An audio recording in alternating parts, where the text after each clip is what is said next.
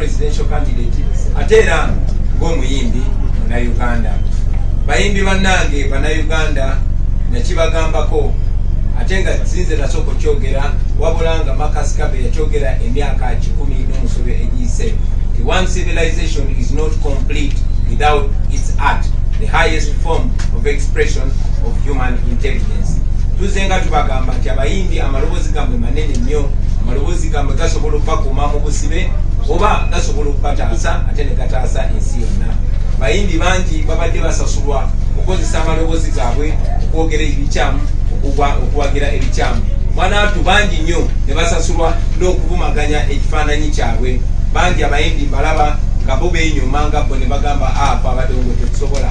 Abalala ne basasulwa n'okusasulwa okulinyirira erinnya ly'abayimbi. Abayimbi njagala beerabenga Bannayuganda bonna, beerabenga abavuzi ba booda, beerabenga abalimi, beerabenga abasomesa, kuba mwene embeera ffenna tuli Bannayuganda. Era bwe tuba mu ggwanga erikulemberwa obulungi ffenna tuliyagalirwamu, wabula bwe tubeera mu ggwanga erikulemberwa obubi ffenna tubonaabona mu ggwanga eryo. Kyogeddeko era nzikiriziganya naawe nti abayimbi bangi nnyo bakozesebwa kasita baba nga bayimba kuwaana nakyemalira Museveni. Bo bakkirizibwa balaze ebifaananyi nga bateeka ebivulu mu makubo n'emmotoka ne bazisiba naye nga tewali abanyegako. Nze bwe nalemesebwa okukola omulimu gwange ng'obuyimbi, bayimbi bannange bangi nnyo baalooza tikiri ku nze nzekka, kumbe ekinyigiriza omu kinyigiriza n'abalala. Mu mbeera eno eyamusibira mu ggwa, ekirya atabaala kyekirya n'asigadde waka.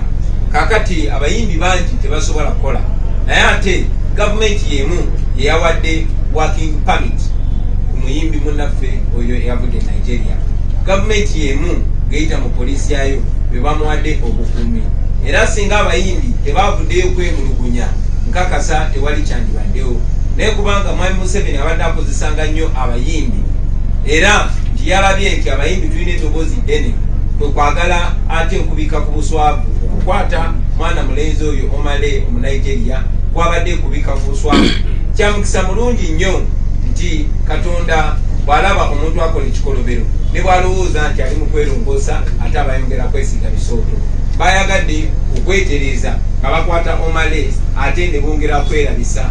Tumanyi n'okumanya nti ezo awards zaaleetebwa mu Uganda kugezaako kulaga nti Uganda etebenkedde, naye ezo MTV awards zaaleetebwa mu Uganda wakati mu kunyigiriza art.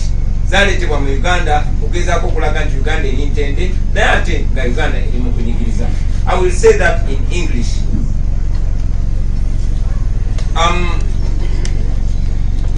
The fellow artists have been used in the past to manipulate their loud voices for the benefit of the dictatorship, not knowing that the voices that could actually free them and those and their fellow Ugandans are actually being used to enslave them further.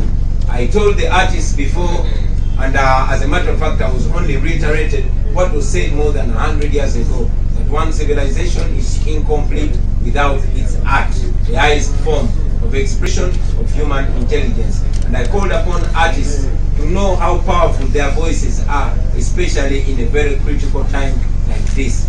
Now, the awards that were brought to Uganda were not brought to Uganda in good faith.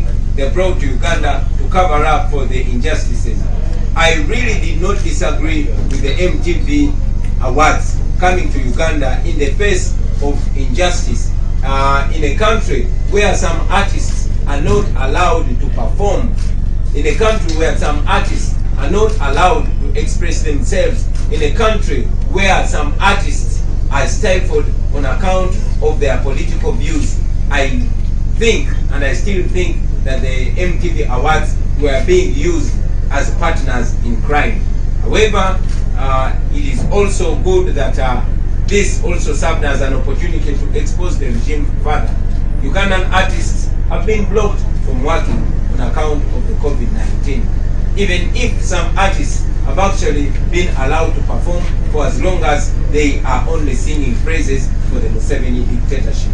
Now, the arrest and detention of Omah, the Nigerian artist, I want to believe it was not anything to do with the COVID-19 regulations.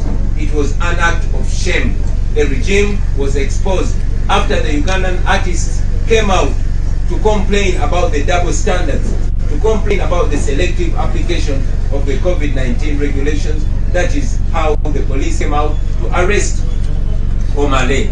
But it is the same government that gave Omah a work permit to perform in Uganda. It is the same police that offered security to Omah to perform. So it is shameful to the police, to the Museveni dictatorship, to the government of Uganda, and to we the people of Uganda, that our fellow artist was arrested in Uganda. It's a very bad image to Uganda. As an artist, we have instructed our legal team to work together with a team that is trying to secure the release of Omah, because it continues to be a shame on us as Uganda and we as the music fraternity. Thank you. There was one question here. Only one. Just one. Okay, you'll come next. Okay. My question is, you said that COVID-19 has been weaponized by the regime, and that, but also as a candidate, you take cognizance that some of your activities might compromise the health of the people. Thank you very much. I must mention that I was on the floor of Parliament and suggested that if it is indeed as risky as it was to have an election, it should be postponed because it is provided for within the law. The NRPs disagreed, of course, as commanded by their boss Museveni, and the Electoral Commission went ahead with the election. I was also the first artist, maybe in Uganda or maybe in the world, to come out and sing and sensitize the people about the COVID-19. So we are aware of the COVID-19 pandemic in Uganda. But again, I must inform you that the Museveni misgovernance is more dangerous to the lives of the people of Uganda than COVID-19.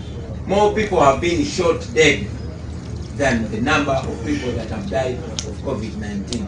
So it is more urgent to get better leadership, to have a well-governed country, and that is the only way we are going to manage the COVID-19. After all, the Museveni dictatorship is fighting COVID-19 using guns. They have bought more police patrol cars than ambulances. They have passed out more security personnel than medical personnel. So you know that to them, staying in power is more important than fighting COVID-19. Thank you. Yes, I wanted to know from you, we wanted to know in conclusion, have you agreed with the Electoral Commission that we should not hold big gatherings, or it's going to be business as usual, since you said that you don't agree with them on many fronts? We informed the Electoral Commission that we don't hold big gatherings. We show up in a place. But again, as you know, having been blocked from performing, having been blocked from consultation, the supporters that see us out there, and also having been blocked from radio and TV stations, our supporters can only hear from us on the rallies.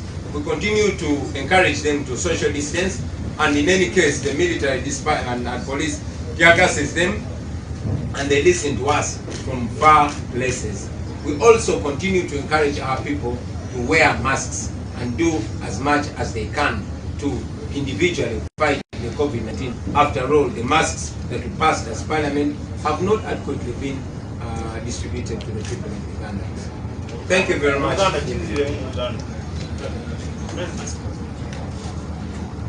Yes, maybe to also clarify, I saw an edited video making rounds on social media when I was talking to the people. Wherever I go, I first of all tell people, I know that the majority of Ugandans don't have masks, and even the majority of those that have masks have actually made them themselves. So the first words that I say on every campaign, I pull out a mask, I wear it, and I ask everybody that has a mask to put it on. And I go ahead to say, if you don't have it, it's all right, for as long as the person that is next to you has it and is wearing it. And for those that don't have masks, I always encourage